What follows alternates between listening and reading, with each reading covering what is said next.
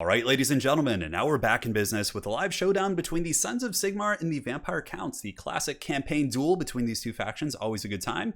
So the build, it's going to be Pistoliers, Wagons, and a Steam Tank. Now basically what you do is you have your Flagellant, Sigmar Sons, and Spear Box with the Steam Tank, and the whole time the Steam Tank is just sitting there and shooting at Blood Knights. Most of the time in this matchup you do see at least 2 Blood Knights, very, very common, so the Steam Tank just kind of peppers those guys down while you are skirmishing and poking with the Pistoliers and the Wagons, trying to get freebies wherever you can.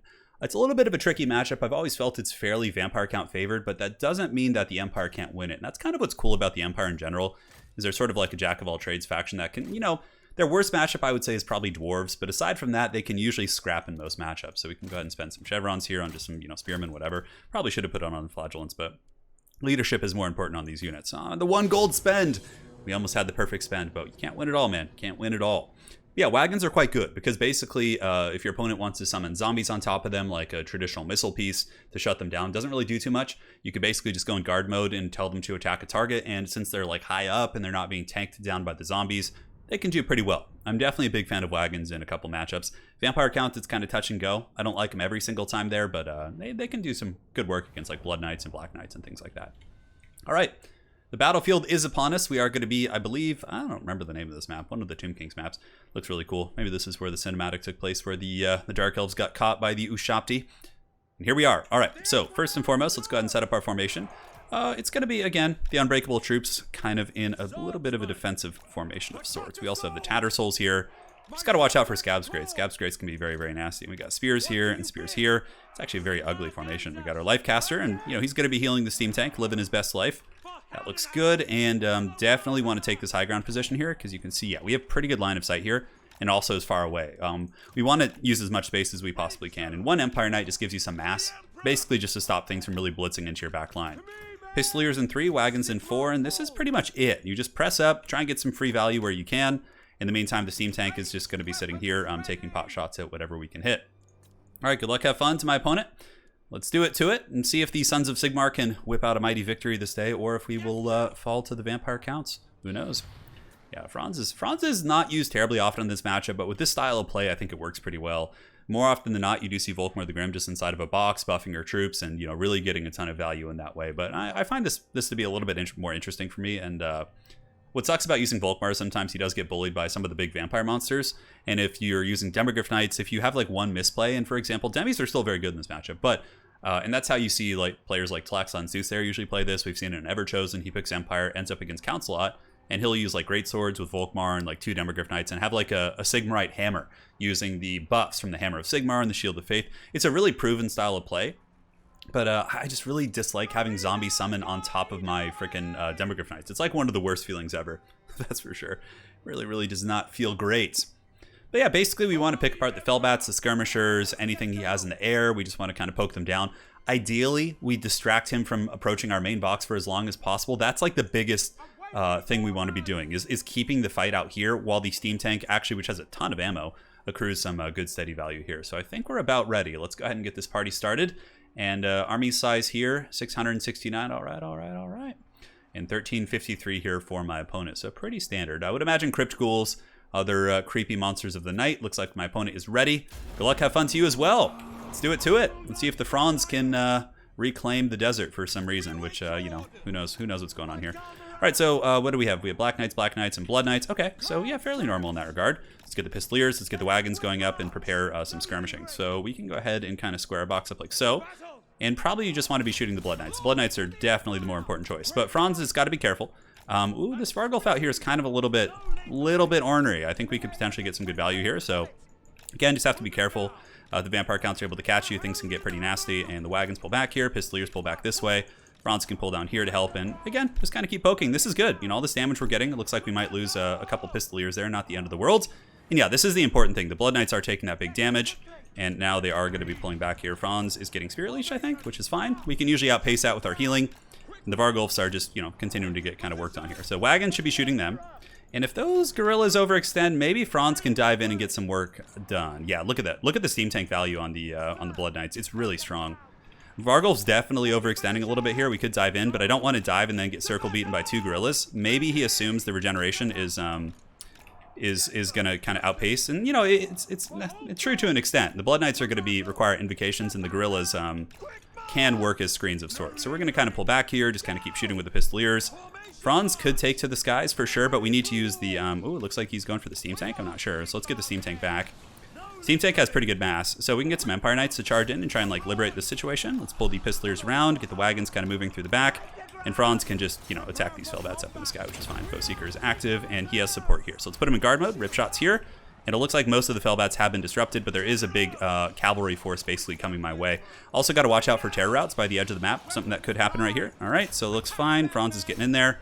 You can pop Rune Fang, but I really feel like it's not worth it. All right, so let's get you guys back here, you guys back here. We're kind of a little bit headed off, and we can actually charge the Pistoliers into this last unit. Okay, so yeah, looks like his cav are going in after my Flagellants, which is fine. Franz able to get some work in, and now the War Wagons can pull back, and the Steam Tank can move in, and honestly, we can use it in melee here. Just get in there and start popping, causing some pressure. The Franz, he can go ahead after these Blood Knights, pop the Reichland Rune Fang. Pistoliers, a little bit of a lapse in micro on my part, but it's okay. Let's get some Spears moving in to help out. And wagons and spears and wagons and spears. You guys just keep moving. And let's get the Empire Knights in to help as well. Franz, I don't know why. I thought I had him landed there. That's very strange. Okay, so the Steam Tank is ramming. It's doing a great job. Let's go ahead and get some healing going as well. Looks like there's going to be an attempted gooning on my caster. Let's go ahead and pop this, and good. So these guys can all start moving out that way. And how's the Steam Tank doing? Seems to be doing okay. Franz will definitely beat up Manfred. No problem. So let's go ahead and tighten our box a little bit. Looks like the other Vargulf is coming in. And the Pistoliers and the wagons just kind of keep shooting here. We did lose one of them. A little bit sloppy. But again, we have regrowth in Gal Miraz. We need to use that. And let's go ahead and overcast that regrowth onto Franz. Franz loves overcasted regrowth. It's what he lives for sure. And the main tank is just, yeah, it's doing good. It's shooting its little steam cannons. The rest of the army pushing in. And the wagons still going into the Blood Knights. Let's pull you guys back. And the, you know, the Unbreakable troops are still bumping and grinding pretty good. And yeah, this is a really ballsy play, him going after my caster like this. But it could pay off. I mean, if you can get the caster and get away, that would be very good. But I think the damage we're getting on Manfred is definitely worth it. All right, so go here, get you back into the blob. Let's go ahead and get you guys re-engaged in the fight. Steam Tank can go out here and prepare to shoot again. And it seems like we are pulling ahead a little bit in this game. All right, so just, yeah, keep chasing Manfred, honestly. Pop the Foe Seeker. And the Unbreakable troops are holding. Let's pull back the Empire Knights. And we can start shooting into the Blood Knights again, which is great. All right, Franz, you keep hunting down Manfred. Manfred probably should land here, I would say. Yeah, Pistoliers. Pistoliers can go into the Vargulfs, and the wagons can go into Manfredo up in the sky. Yeah, it looks fine.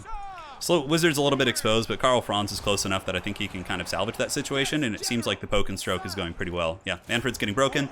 All looks good, and we'll keep moving up with all the spears and the different infantry. All right, get in there. So this is one style of play against Vampire Counts.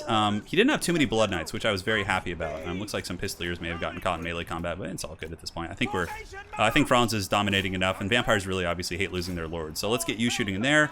Start shooting at this Vargulf here. Start shooting at you. And these Empire Knights, let's go ahead and just pull them back and have them defend our caster. We can go ahead and just drop a big fat heal in that blob. Manfred has fallen to the son of Sigmar. Sigmar incarnate here. Karl Franz doing some great work. And GG, well played. It's my opponent, GG. His build was had some, yeah, I mean, it's not bad for sure.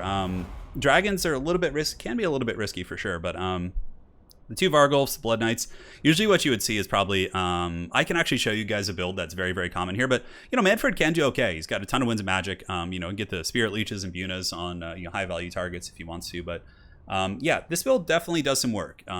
Pistoliers got okay value across the board, 700. Most of them paid for themselves. The wagons still had a ton of ammo. Steam Tank got 800, but Franz probably carried that with 23. Yeah, he hit like a truck. Wow, sick. Look at these Tattersouls. They really, really did a number on that army there. That was a beaut right there. So, well played to my opponent. This build, so if I'm just taking a look at this vampire build, Manfred probably isn't the optimal choice, but that's not to say you can't use him. Also, dragons can be a little bit risky against Empire, unless you're going for like a Blood Dragon Vampire Lord with Helm of Discord and going in for big Alpha Strike fights with a superior cavalry force via like 2 or 3 Blood Knights. That can be very scary. But yeah, I think this is all fine. You know, the Shot Cav Blood Knights are good. Vargulfs can certainly be decent, especially against a Steam Tank. Like, the Vargulfs were a potentially good option against a Steam Tank. Maybe he should have slowed his roll a little bit. I think he was a little bit aggressive pushing in the bats and other tools like that to try and shut down my ranged firepower, and basically gave me like 1,000 gold for free. Yeah, again, more breath attacks from Manfred. Try and get it on the Sigmar Sons, the Flagellants, and just kind of play that route for sure. But yeah, well played. It was a fun game. Hopefully you guys enjoyed that playstyle. And now we'll go ahead and show you the breakdown of my Vampire Count build that I like to use. Again, I'm not the best Vampire Count player. It's one of my, you know, kind of mid-tier factions, but occasionally I'll whip them out as like a counter pick. So again, like any number of the Lords work, but we'll go ahead and go through this. So 2 Blood Knights, And the Chill Guys, they are really annoying. Blood Knights are shielded. They also have the Flag of Blood Keep, so they get missile resist and armor, so Pistoliers do very little against them. And Chill Guys are a cheap source of terror. They dominate most of the Empire Heavy Cavalry and really give you a pretty messy kind of push there. You can get a couple of the Crypt Ghouls. I definitely approve of the Skeleton Spears. I think they're pretty good. Generally, they're they're shielded and they're just annoying, and yeah, they get in there and do some work. So yeah, you can go any number of ways. You can go with a Dragon Lord if you want to play that route.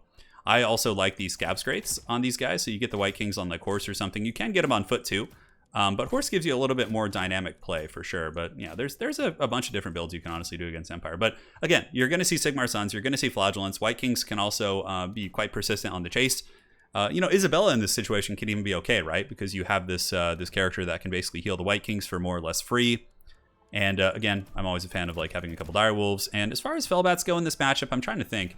I guess they're okay for like shutting down gun positions. Maybe just bring like one Fellbat, just like if they have like a silver bullet, because typically Empire is going to box here and bring elite troops. So that kind of reminds me. Sorry, I totally blanked that. Yeah, of course.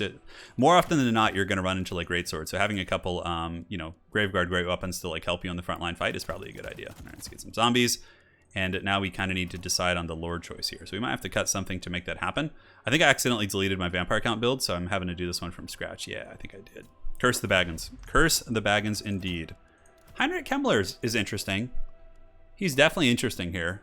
I can see that working pretty well. Or you could go Helm of Discord Lord, the Disco Lord as we call him. Heinrich Krell summon inside of a box is pretty good. Also against Demis. Yeah, I actually think Heinrich's pretty good here. Yeah, let's do this. A little bit susceptible to sniping, but if they like dive you with Franz or something, like who cares? And you want to bring the Chaos Tomb Blade, which it's so weird him bringing like a Chaos item. All right, so from here we can cut one of these. We have some mobile pressure. Let's go ahead and get some bats, like so. Not some bats, excuse me, some skeleton spearmen. I'm trying to think. The one issue is like how effectively we deal with greatswords here. Yeah, because Volkmar definitely will roll over these guys. We have the double White Kings with the Scab Scrape. We could even go on foot. Foot's a little bit weaker against Volkmar. A little bit harder to snipe though, but if we want to like save some money and go wider, we certainly could bring them on foot. Then from there, that opens up like our Chaff Corps, right? So yeah, we have the Skeleton Spears to help defend our flanks. We have the Graveguard pushing up. We should be able to dominate. And if we do get into a box fight, we have zombie summons. We have Krell to summon. Should be able to Scab Scrape down Sigmar Sons and Flagellants, and Blood Knights plus Chill Guy should dominate open field. Now against the skirmishing build like what I just used, basically I would just slow push and use my zombies and skeleton spearmen to screen the skirmishers and just keep my cav back and just kind of roll up. I mean, obviously the steam tank's gonna hurt, but eventually you can summon Krell on top of it and do some good work. But anyways, well played to my opponent. Hopefully you guys enjoyed that one, and we'll see you on the other side. Take care, guys.